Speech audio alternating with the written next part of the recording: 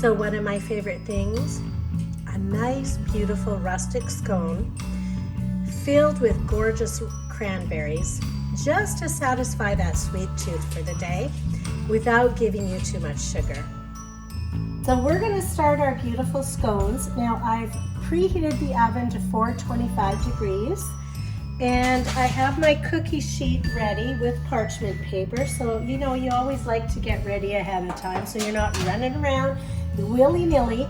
So now I'm going to take 1.5 cups of flour, and I'm just using organic unbleached flour. So 1.5 cups of flour, and you're going to add a 1/4 cup of sugar. Okay, so you can do a 1/4 cup of sugar. Then in here, you're just going to mix it a bit.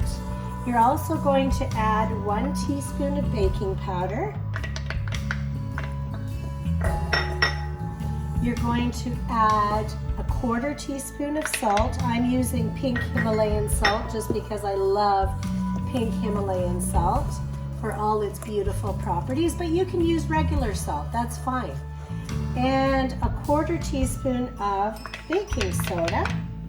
So you're going to put that all in there, and you're just going to give it a little bit of a stir.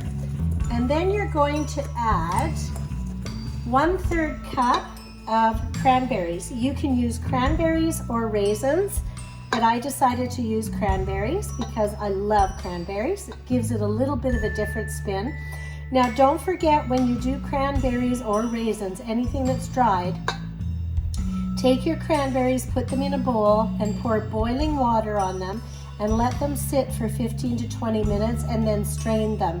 That way when you use them in your baking, they're nice and soft. They're not hard and chewy, so it'll be a nice soft berry in your baking.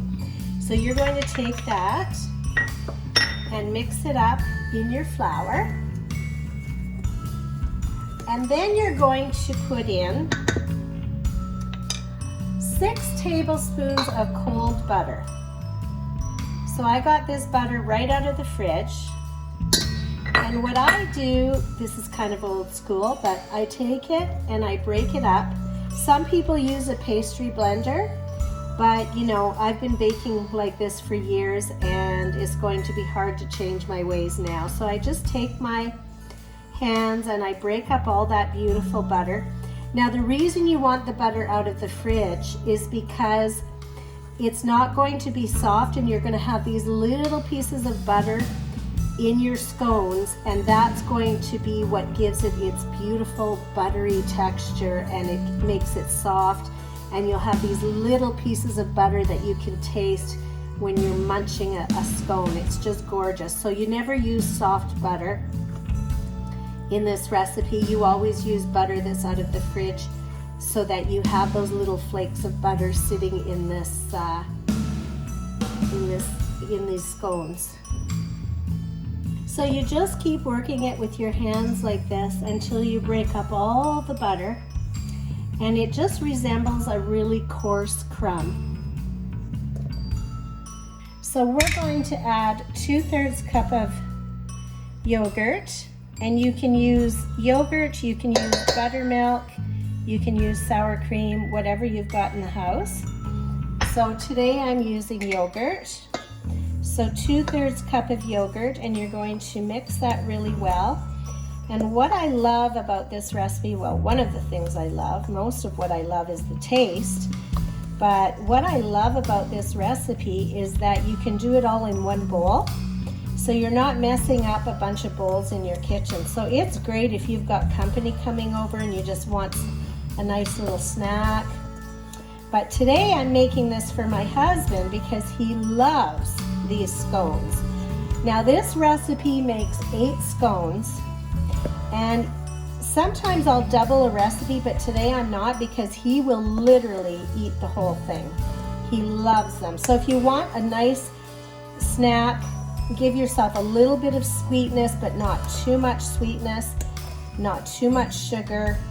These scones are beautiful. My daddy used to love scones. It was one of his favorite things to eat.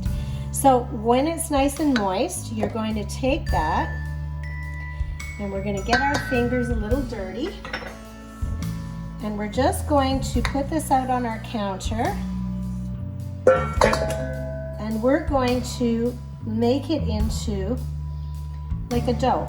So I'm going to press it so that all the dry bits get in there so that you don't have any more dry bits.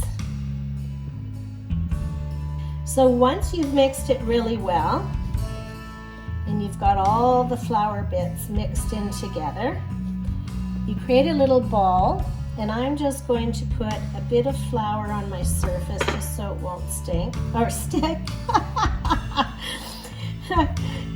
We don't want it to stink, but we don't want it to stick either.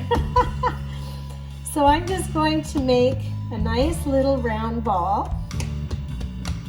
Just gonna pat it down. Now the thing with scones is that, you know, it's kind of a rustic thing to eat. So you don't have to have this perfect and roll it out perfectly because it's a nice rustic snack. So you don't have to do that.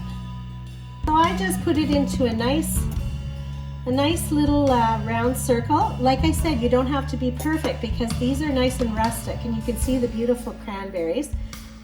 So now I'm going to cut this into 8 pieces. Just like that. Little pie-shaped pieces.